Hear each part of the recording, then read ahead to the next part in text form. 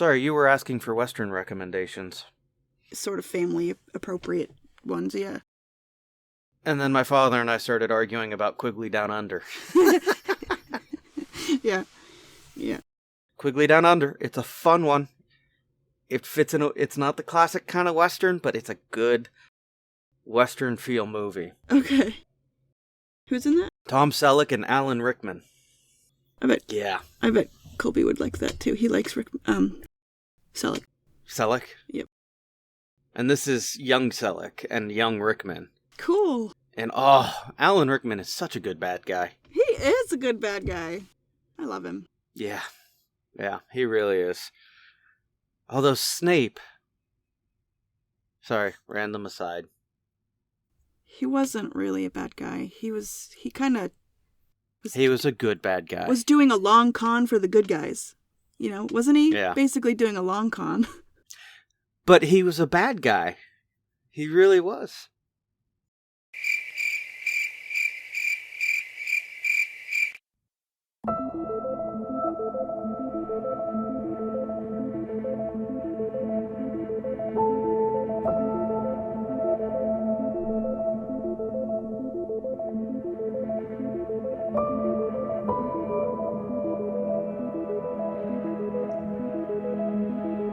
Welcome to the 42 Podcast, where we discuss life together, looking for answers to life, the universe, and, well, everything else.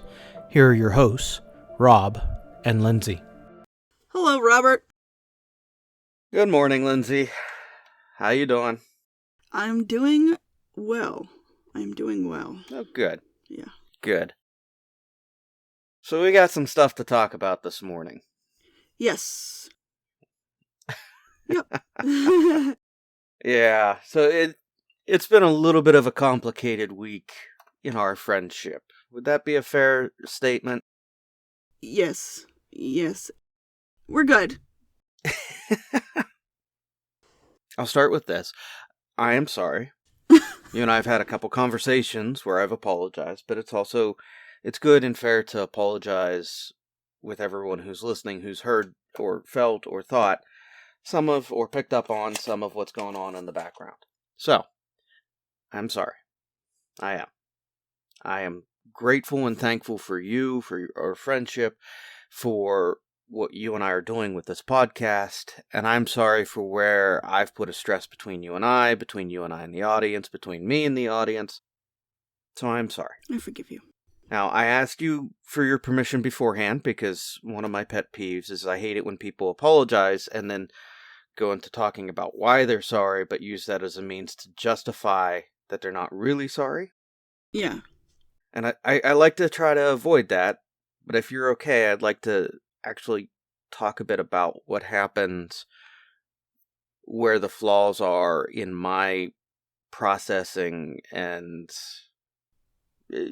yeah. Okay. Yep, absolutely. If you're good. Yeah.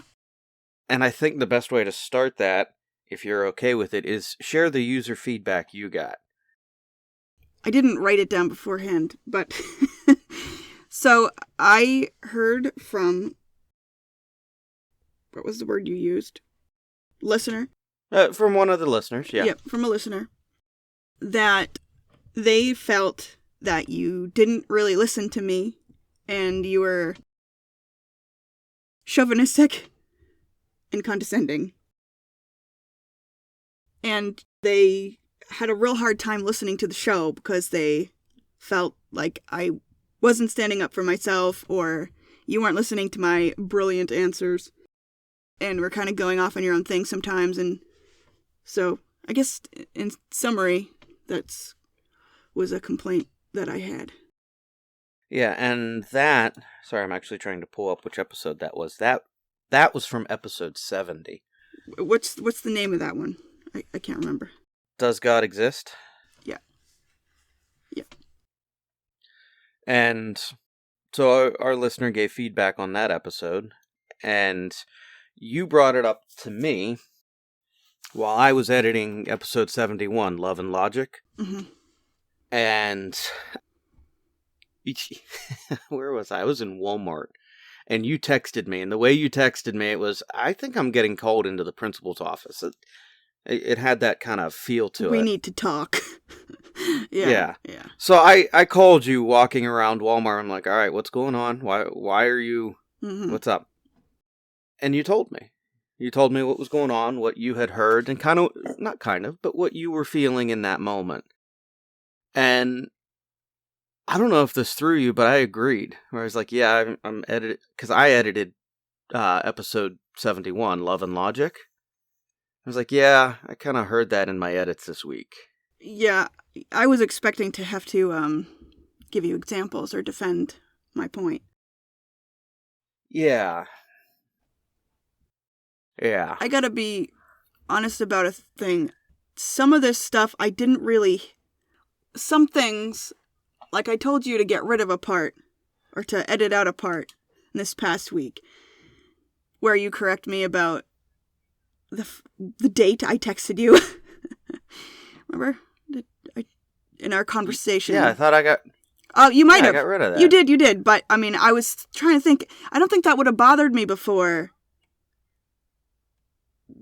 the source told me. But listening to it again, I acknowledged these feelings that I was having. But I didn't really have a name for them until the source kind of pointed out to me. And it did kind of affect the way I receive things that you say to me. And make me want to stand up for myself more, I guess, or be a little bossier. Bossier. I don't know. So it's kind of affected me. Like, it's sort of, I don't know. I mean, I forgive you. It's just, it's kind of like, I didn't realize it put us in a weird foot. Yeah, I didn't realize to the extent of it, I guess, until they pointed it out to me. And it's like, yeah. So that's just interesting. That's an important part of this conversation is that little bit.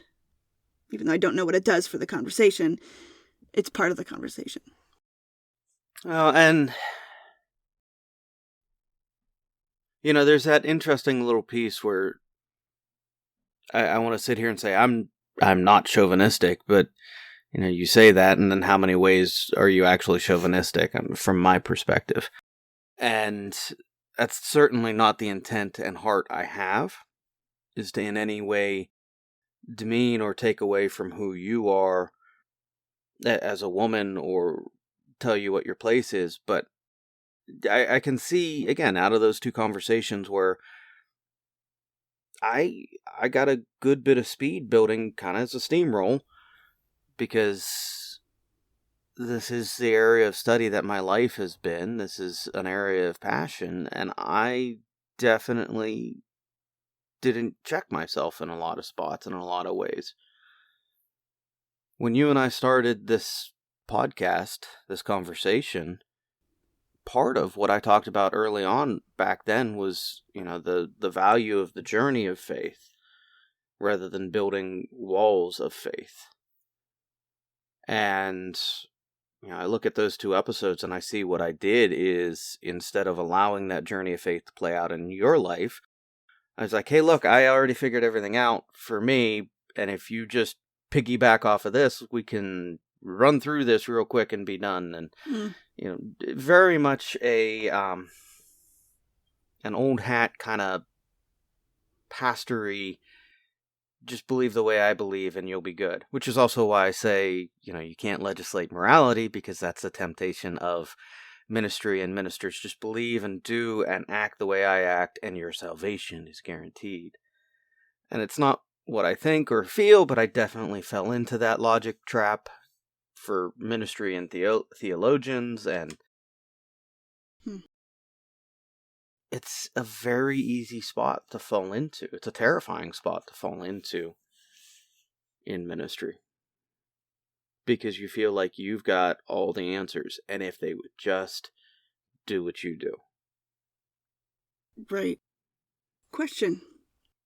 And we're good, again. But just out of curiosity, let's say you're sitting in a cafe or you're sitting at a bar with somebody that is a man, and that is your complete equal, would that change your answers or tone, do you think, to any of the things I've asked you or the points that I've made? Some of the points that I've made. I don't think so. But that's a theoretical. You're right. And I'm trying to think through moments where I've had those conversations. I don't think so. Now, I have not... My default setting is not that. I don't think... Let me rephrase it that way. And you can speak to this a little bit more from what the past year and a half has been with this podcast. But I don't think I've fallen into that trap often of believe and do the way I do, and it'll just work out. But I could be wrong. Yeah. Conversations tend not to be framed that way anyway, per se. But sometimes your response to something that I say, to a good point that I make, is sort of to jump into Matthew 5. It's always Matthew 5. And kind of go off as if I were sort of the kid on the couch and you're in the pastor chair and I'm asking you a question, like I'm asking you, as as my pastor or as my leader, which I think there's a good time, because sometimes I might need that or want that, but a lot of times that's not really what I'm looking for. I'm looking more of a more direct, equal answer, and I understand it's not. I don't think it's conscious. It's sort of a knee-jerk thing for you, possibly. Yeah, and it's not the best knee-jerk thing. It's not the best way to do ministry. It really isn't. Because what it does is, doing ministry and being that way is like the freshman who comes home from their first semester of college and they've taken a psych course, and, at Thanksgiving they're diagnosing everybody in the family's insanities with half a semester's worth of psychology. Mm-hmm. That's kind of what that attitude and temperament is like. And it's not one that I want or seek to have, but in the past 2 episodes, I mean, even I've sat there going, oh, that's not good. I don't think it's something that is my default setting in ministry. Which, again, is why I'm saying, we've been doing this for a year and a half. It's fair for you to be able to examine and say, is that kind of the default setting I've had? Mm. I don't think it is, but we can talk about that further if you want processing time. But I fell into that trap, which put us in a weird spot and put me in a really weird tone. That is certainly not one I think I truly feel in my heart. But I ran ahead with some things, and there's good conversation in those 2 episodes, but it's not the best balance that I think you and I have had. And I got weird. A lot of the conversations and episodes we do are episodes where this dynamic doesn't come into play, I don't think. Star Wars episodes, episodes about current events. I don't know, there's tons of episodes we've had that don't really tap into your Some of the early ones do. That's true, but I mean, like in the last 6 months, 9 months, I think, or, episodes that aren't about this, aren't about philosophy or deeply religious things, that's where this tone kind of comes in. But when we're talking about other things, I don't really sense that so much. And I love to learn. There's a lot of things I don't know, and I like to be taught. I like to learn new things, and sometimes that's your position, is like when we're talking, silly example, but when we're talking about Star Wars, you know, in a way, a lot more than I do, so you're kind of talking to me about stuff. I don't know. So I don't really notice the dynamic all the time, but I have noticed it in this vein. I had a point. And now I can't remember where I was going. Yeah, this is just your area of expertise, so it kind of, or it's, you're very comfortable with the knowledge that you have. There's an error on my part, because there's a lot of knowledge I have. And there's still a lot more knowledge that I'm seeking to learn. And so I've tried to take the approach of being a lifelong learner over I have mastered the subject and I know all. But in those conversations, again, I kind of took that I've mastered the subject. Mm-hmm. I know all. Mm-hmm. And, you know, the crudest version of it would be, all right, just shut up and believe the way I do. It's all going to work out. Mm-hmm. I tried to effectively carry you through on the amazingness of my education. Yep. Sorry, there's a principal that Melinda follows on TikTok and YouTube. His name is Gary Brooks, and he always calls it education, and I've just picked that up. I'm like, ooh, higher education working for me. Yep. And that's not what I did in those episodes again. I didn't sit with the humility. I didn't sit with the I am still learning and, ooh, look, we can ask these great questions that are in theology, philosophy, and faith, and here, I think I have an answer, but let's talk about it. Is there maybe a better way to think through that answer? I didn't do any of that. Mm-hmm. So, I mean, there's questions of, is that my default state, and I've just been blind to it? Which is not, it's not comfortable.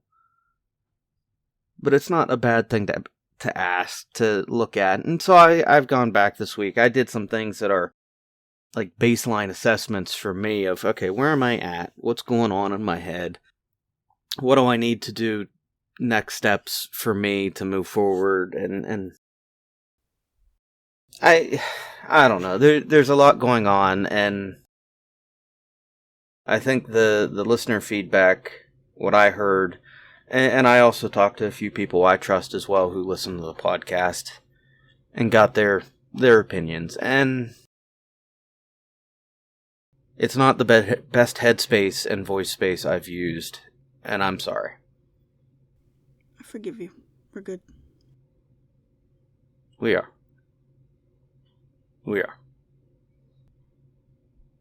And for all of you out there who are listeners, I'm sorry.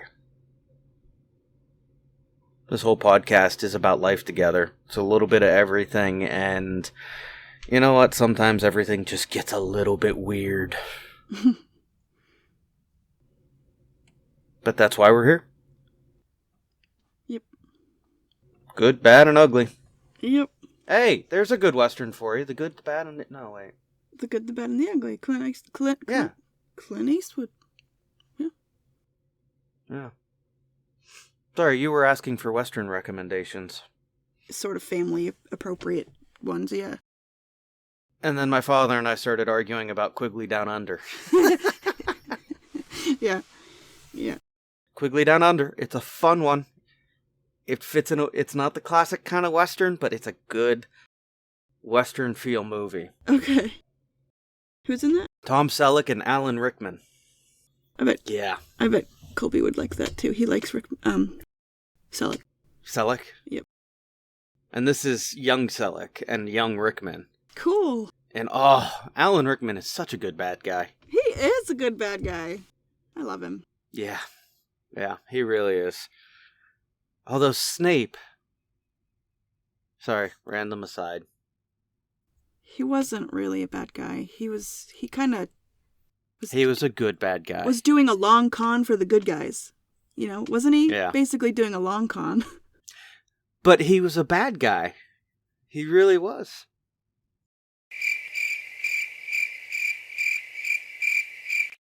Right, you think about it, grand scheme of things, he was a bad guy.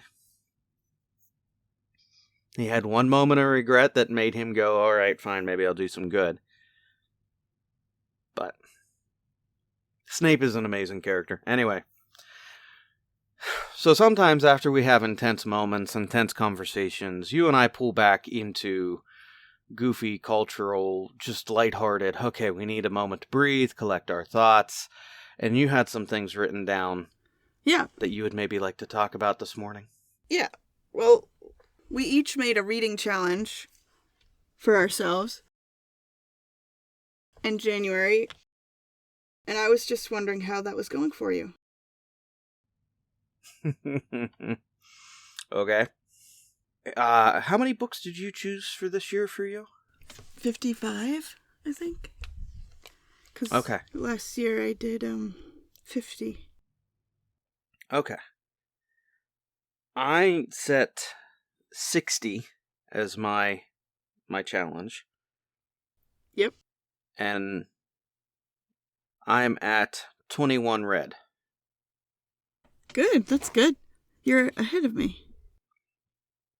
I've read 16, but I'm 3 books ahead of schedule, it says, in the Goodreads challenge sort of thing. And I'm reading a Star Wars book called Jedi Healer, Sophie's World by Justine Gardner, The Long Walk to Freedom by Nelson Mandela, which, by the way, will probably be my longest book this year because it's like 625 pages long.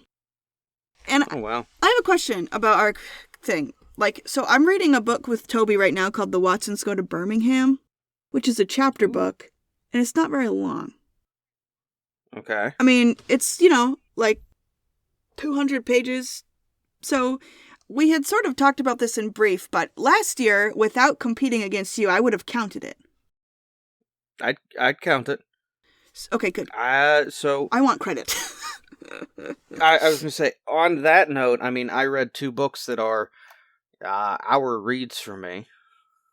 A friend of mine wrote a book, and it is... I left it at the office because I'm waiting for her to come to church so I can get her to sign it. Mm-hmm. So I had to look it up. All right, she wrote a book. It's called Curvature of the Career, How the Twists and Turn of Life Led Me to Ditch the 9-to-5 and Pursue Happiness.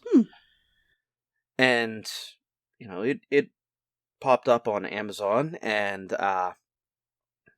as a Kindle read. So when I had the stomach bug and we weren't able to record that weekend, we did the Monday night recording. That was like a month ago now, I guess. Laying in bed, trying not to heave, I read that book. And that was 45 minutes. That's a 30, 40 page book. It's still a book. It's bound. Well, it is a book. That's cool. If you count that... So it counts. I'll take it. That's fine. And the other one I read just this week is a little exercise for young theologians, which for me was pre-seminary required reading. Mm-hmm. And again, it's a book. It's 40 pages. Yeah. I sat down and read that in an hour when I have an hour to not be disturbed, which does not normally happen. So I'm counting those. Okay, cool. Okay, good. They both appeared on Goodreads as, yes, these are books. So I said, yes, I did read those. Cool. Well, good. And that's kind of the baseline I'm using. If it appears on Goodreads, it's a book. Cool. Okay. So, did you finish your list of what you've read? Sorry, I interrupted you. I finished my... No, all I read you is what I have open right now. I'm reading... I hate doing this, but I'm reading 4 books, and 2 of them are nonfiction, which I don't think I've ever read 2 nonfiction books at one time before. But Sophie's World is a philosophy book, and it's dense at times. It's listed as a novel, because there is an element of mystery. There is a narrative in the stories, but it's also the history of philosophy. So it's a little like meta. Like, I just read a part in the book that made my head explode a little bit, and you gotta read it. You're gonna love it. It's on the list. But that's challenging, and The Long Walk to Freedom is really challenging, too, at times. It can be a little dry, but it's basically pretty good. And speaking of Jedi Healer, by Michael Reeves, last night I finished the Clone Wars show. And... Hang on, I have a question. Yes. How long ago did I say you needed to watch that? Like a year ago. Okay. And I finally finished it. Alright, so I knew you were close to finishing it, so I want to pull back for a minute, and I want to talk to you about something I said about that this week when we were talking. Okay? Okay. When I asked where you were, and you're like, I think I'm season 7 or something, I was like, okay, is it before or after the Yoda acid trip? Yeah. Yeah. At which you're like, what? So, the reason I'm bringing this up is because I just want to sit with, you're watching this how many years later and after they released season 7, which brings everything to conclusion. For those of us who watched this when it was coming out, Yoda's acid trip, which is what I call it, that's where we were left for years. And then they did a Star Wars convention, and they're like, oh, look, hey, we're going to do a season 7, and they released some, pre-rendered animation, and the premise wasn't bad. It introduced Bad Batch, and there's a great scene that you can still find where Bad Batch had a nose art of Padme. And they're like, yeah, she's our girl. And Anakin's like, no, you'll remove that. Yeah. It's not the... And what they had in the episode, it wasn't like the worst nose art, but it was like, hey. Yeah. Yeah. Interesting. I liked the acid trip. I thought it was really interesting because there's a part with where Yoda's fighting Sidious, and he has a chance to... He's fighting Sidious, but he doesn't know he's the Chancellor. He's fighting him on this catwalk. Oh, right. And the catwalk splits in half, and he has a chance to save Anakin or defeat Sidious, and you're like, what does this mean? What's happening? How real is this? Do you have a chance to discover who Sidious is right now? Or maybe not kill Anakin, who's not really there? So there's a lot of great symbolism in that arc of episodes, but leaving everyone hanging with just that as the ending of the Clone Wars. I know. I feel bad for you. It was entirely... I feel sad for you. It was entirely unsatisfying. But, alright, so yes, you have finally finished the Clone Wars now. What did you think? I started the Clone Wars not really loving Ahsoka. I ended the Clone Wars loving Ahsoka.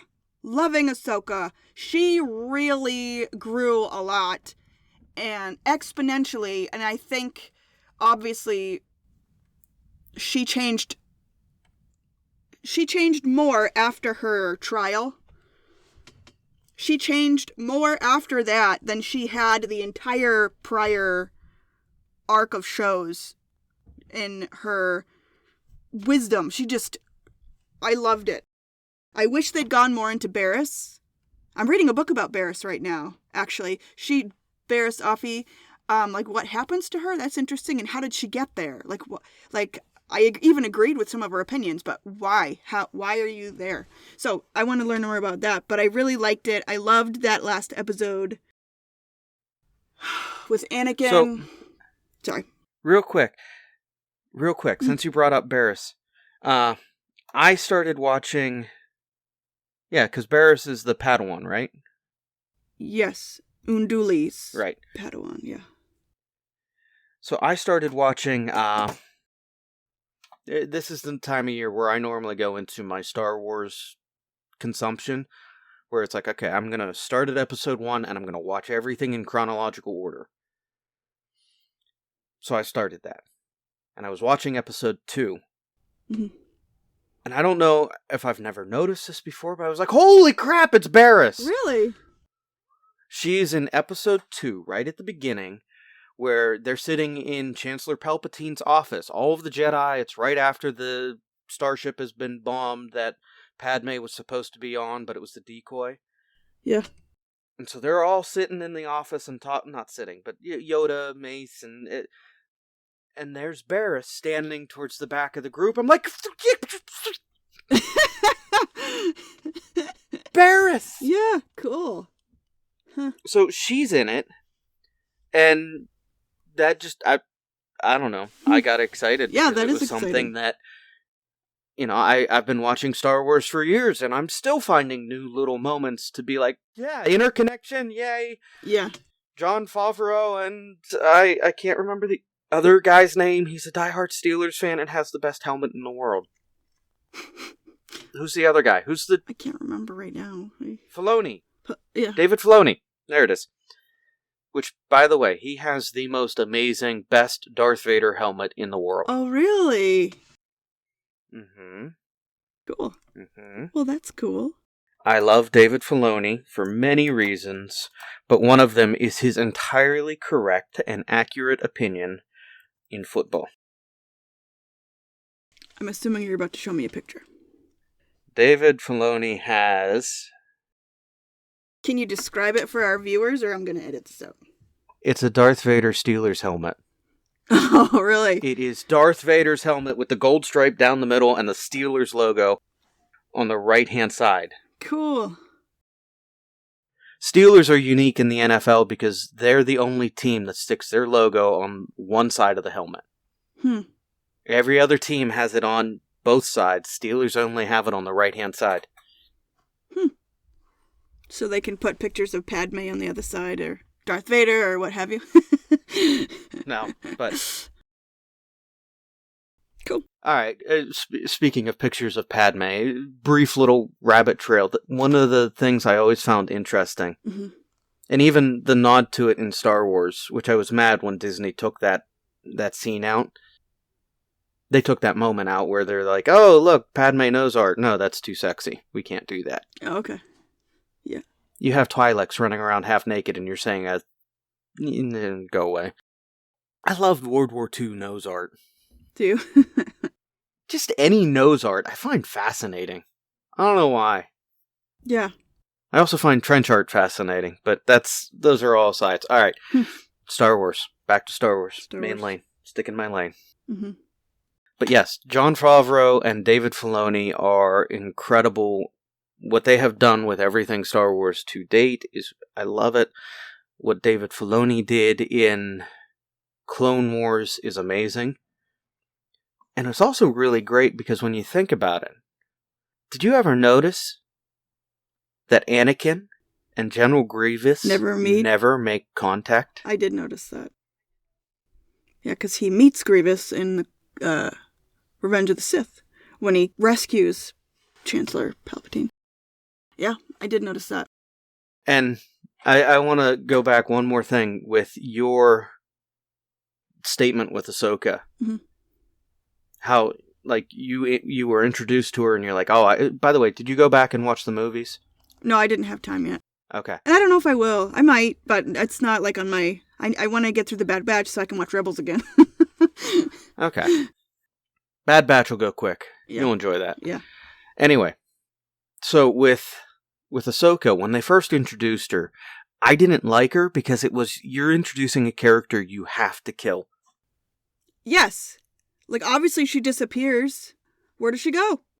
And the only conclusion I could make is that she's going to die. This is a one-off character who has no piece in the story. It's not going to work. This is stupid. Mm-hmm. And then, yeah, I started really loving and enjoying that character and what they were doing with her. Yeah. So, I'm right there with you because I really did think this is going to be a horrible character. There's no way they can pull this off. Mm. And they did it in such a way that, she appears in post-Imperial era stuff. And I'm like, yeah, I'm here for this. Is she in the Bad Batch at all? Because I know that the Martinez sisters, or Martez sisters, the smugglers that she helps, she kind of crash lands on their landing pad. And then, aren't they in the Bad Batch? Or the short-haired one? She's in the Bad Batch, so is Ahsoka in the Bad Batch? I can't remember. I've only watched the Bad Batch once. I'm guessing she is, because that's how we know her. That's how we know those two sisters, is because of Ahsoka. I think she is. I'm not sure, though. I do like... Sorry, going back to Season 7, Ahsoka. I like how they ended things with Rex, Ahsoka, and Anakin. Like, that ending. Yeah. You knew something was happening because she calls him Anakin, and she never calls him Anakin. So I was like, oh, this is it. This is it.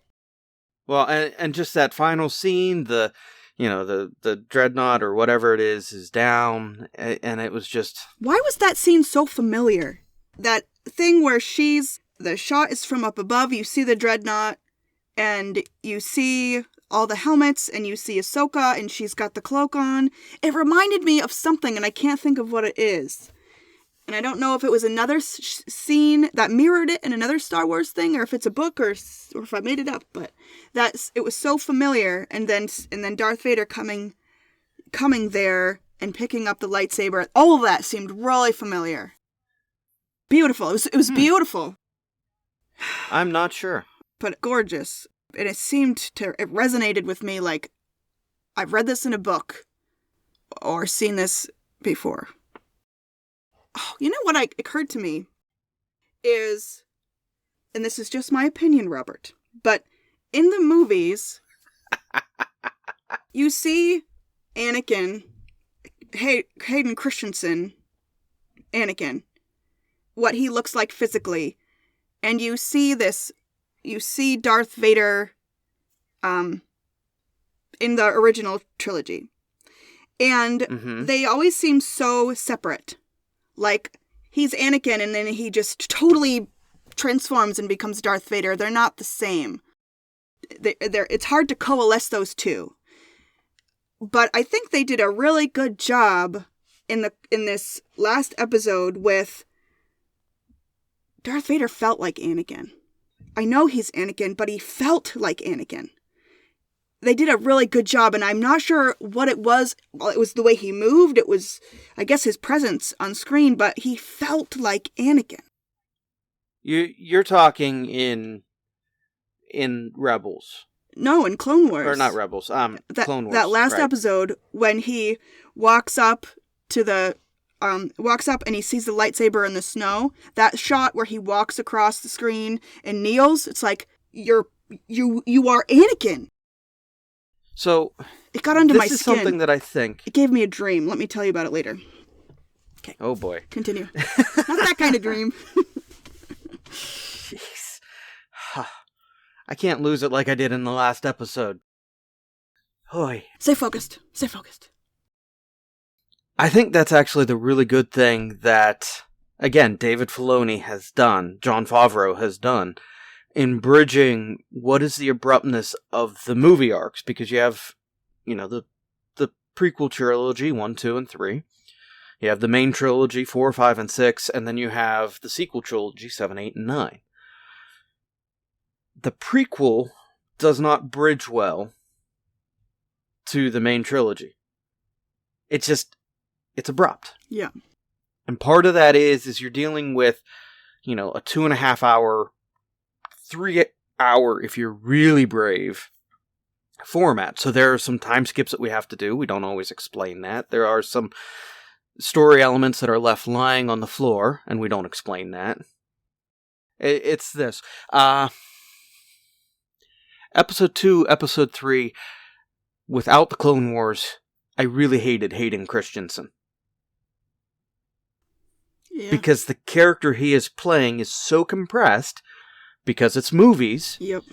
It doesn't work. Mm-hmm. But when you put in the Clone Wars stuff, okay, wait a minute, I actually like the character of Anakin a little bit more. Now I understand deeper why Hayden Christensen played it that way, or if it is truly bad acting, then David Filoni again pulls that bad acting out and redeems it and makes it work. Yeah.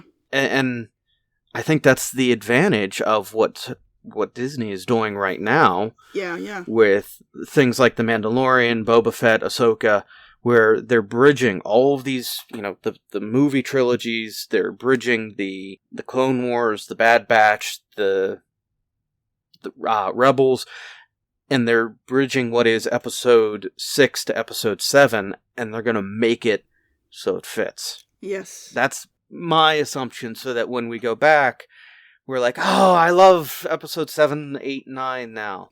Yes. Like, I actually do... I do kind of like episode 8. Like, that is everyone's favorite episode to hate right now. Yeah. I've only watched those once, and I'm not going to watch them again until I'm caught up in the books. When the books align with all that stuff, I'll watch them again, and I'll love them, I'm sure. But I don't remember much, because I saw it when it first came out, those last 2. I have only watched once, and I wasn't really reading Star Wars at the time. Just because I said it, and I feel like I have to justify myself, because there are people sharpening pitchforks. I love episode 8. I love episode 8, because first, Star Wars isn't... Star Wars? Wow, Star Wars. Star Wars is not my story to tell. It's a story I have enjoyed. So, without it being my story to tell, I can't be angry at directions they take. Truly angry. So, there's that. But I like episode 8 because they have these great chunks of storytelling element that make you go, what? But then they have these weird, and it's the same reason I didn't like Clone Wars. Where it's, I don't need the romance stuff in the middle of all the action stuff of Clone Wars, the movie. But that fit in later, and so for me, that's kind of what episode 8 is, but they didn't do anything to reconcile that and fit it in episode 9, they just kind of... Episode 9 is great, but I feel like everything's rushed. Where it's always go, blow it up. Yay! Yep. So know that people won't assassinate you with pitchforks. Can I tell you my dream? We'll see. Yeah, maybe. Okay, listen to this, and consider what I just said about how deeply that scene affected me, where Darth Vader walks across the screen in the snow, he kneels down. So I had this dream that it was as if Darth Vader never got all burned up and hurt, so he was still looking like Anakin, but I knew he was Darth Vader. He had black on, I knew he was Darth Vader, and he had Ahsoka by the upper arm. Like he was arresting her and saying, interrogating her. I don't even know exactly what he was saying. And Ahsoka was looking past him because she could see this mirror image. Like this not upside down, but backwards image where he's still Anakin and he's saying something really different. He's saying, I don't know what he said, but it was kind things. He was saying that he, I don't know. I don't know what he was saying, but it was not interrogating her. It was not trying to get things out of her or arresting her. He was saying really kind things, and she was answering that Anakin, and she called him Master. And I gotta say that I really liked the dream because that's how I felt. That's what I see. That's why I love Darth Vader and Anakin so much, because I'm so taken with who's inside that suit and where does Anakin begin and Darth Vader end. And I think we've talked about this a little bit before. We don't have to belabor it because I have to go soon, but I just love that tension. Even if Anakin's tiny little itty bitty inside, he's still there. The comics actually do some really neat stuff to flesh that out a bit. That's fascinating. That's, like they show moments where Darth Vader will be meditating in the Force, and there's Anakin burnt, charred, and broken, but his limbs are there, and they're blue. They're like blue in the Force and reattached. And there are these elements of good that he's still hunting, and I don't know. Comics are always interesting, these little bits that they flesh out. I would love more specifics, like, because I would love to get those and read those. So maybe later, can you let me know like which ones those are, or which, because I am sort of obsessed. I really love this part of the story. So if you want some good stuff that is that era, I recommend Dr. Aphra. Okay. And the comic series that you want to read that flesh out Vader are just called Darth Vader or Vader. Those are the series that they flesh out a little bit more about that. And if you want to read, because it's fun, read the Dr. Aphra stuff. They introduced two of my favorite droids. Like when they gave the trailer for Episode 9 and C-3PO had red eyes. Mm-hmm. There was a lot of, and I was a part of it, a lot of, stirring in the nerd force of, could this be 000? Could C-3PO somehow have become 000? And are they bringing in 000 and BT, who are these, they're murder droids. Cool! They are C-3PO and R2-D2 if they were serial killers. Cool. And not like on we've killed like 1 or 2 people serial killers, but like on a scale of you drop them in to destroy an army serial killers. Wow. They're dark, they're twisted. You get them in Dr. Aphra and they're just hilarious. They want to murder everything and it's just hilarious. All right. You said you have to go soon. If you're okay, I kind of want to bring us back into a few things. Sure. Okay. Schedule-wise. Yes. No, we'll come back to schedule. Where you and I are at, how about that? So one of the grand schemes that you and I have used to phrase or consider what these conversations are is it's a barroom discussion. We're talking as friends, sitting around, figuring out life together. Indeed we do. Okay. Yes. So where we're at is, I would say it's fair to say we've had a bit of a bar fight, but now we've used Star Wars to pull back, reconnect. Yes, we're still friends. It's good to laugh. It's good to geek out on something that is similar. Yeah. Because sometimes you just need that in a friendship. Is that fair? Absolutely. Correct. And you and I are good? Oh yeah, definitely. This conversation makes me feel 100% better about where we are. Yeah. Yeah, and if you're good, mm-hmm. I would like to continue our philosophy and theology discussion a little bit more mm-hmm. in April. Mm-hmm. Because I think there's good in it that we have had. I need to reframe how I'm interacting with it a bit, which we talked about. And that's okay. And I think it'll be a better discussion moving forward. Yeah. So if you're good, I would like to continue that with you next week. Great, because you actually lined up someone to come on and talk with us I did. Towards the end of April. Yeah, I did. Yep. So, which is going to be really interesting because I am definitely out of my comfort zone with who you're bringing on. He's very humble. So, he's great. Well, he's great. We've established that I'm not always very humble, so we'll see how that goes. I might be eating some humble pie. I think it will be, but it'll be interesting.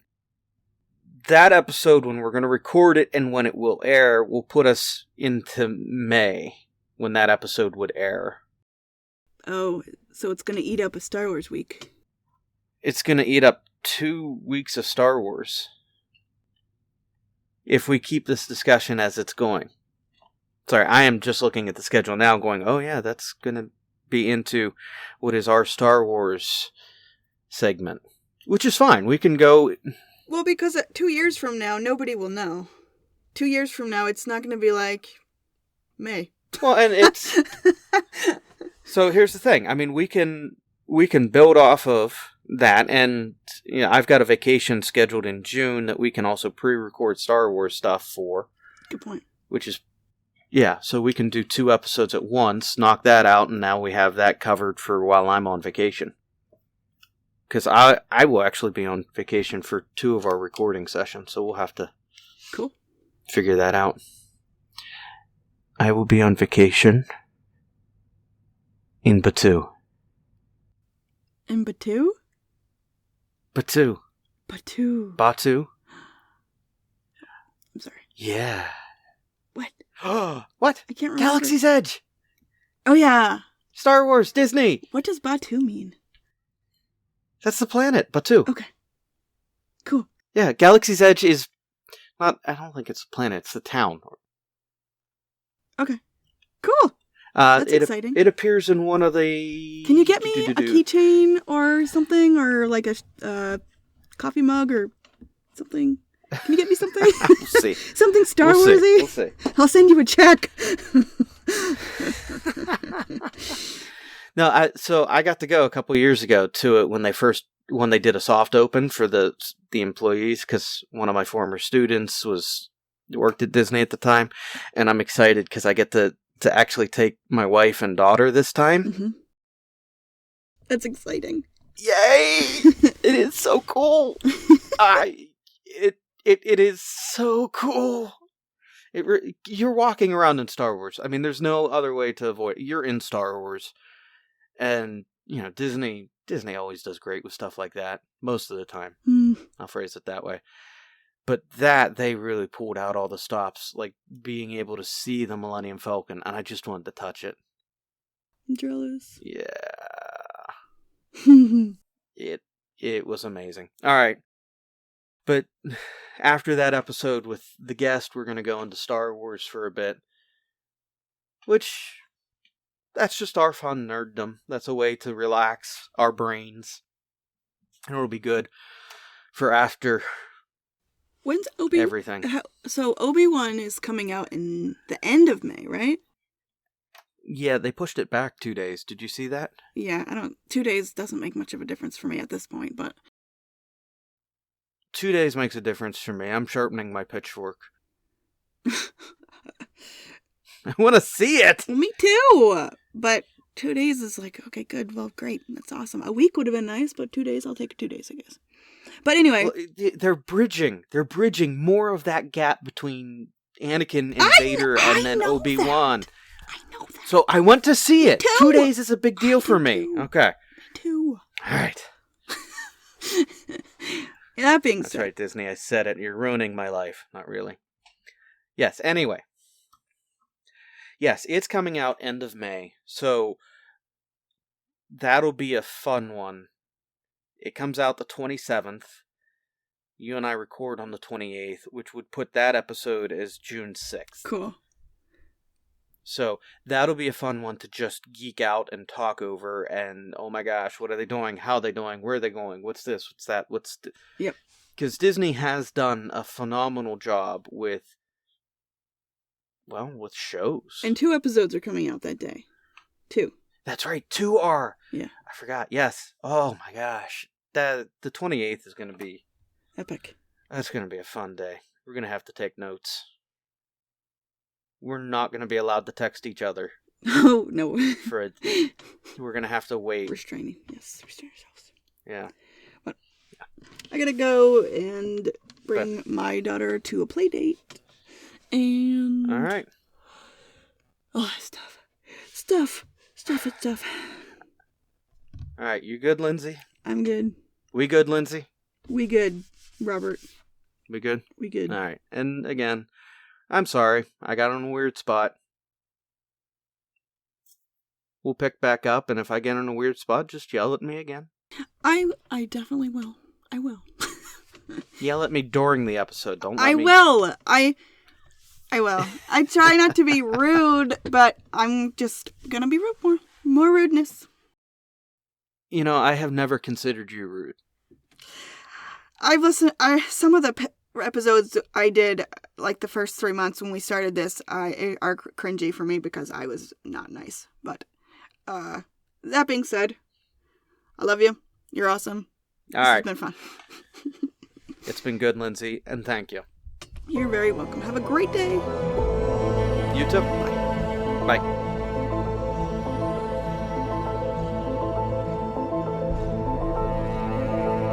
Thank you for listening to the 42 podcast. Please take a moment to like and subscribe. And if you want to join in on the conversation, you can find us on Facebook and Twitter to add your voice to the conversation. Thank you.